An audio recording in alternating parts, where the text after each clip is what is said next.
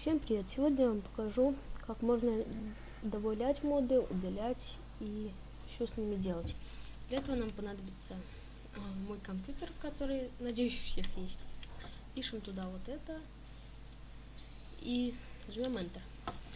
Здесь вылазит разная фигня. Находите там Minecraft свою версию. Вот. Потом здесь можно менять моды.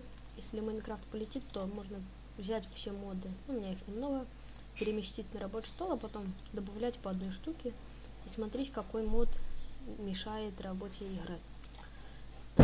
Здесь можно менять музыку, звуки и все такое. И что здесь можно менять? Карты, вот saves, вот, скачиваете карту и вставляете сюда. Ну вот и все. Здесь еще можно текстуры.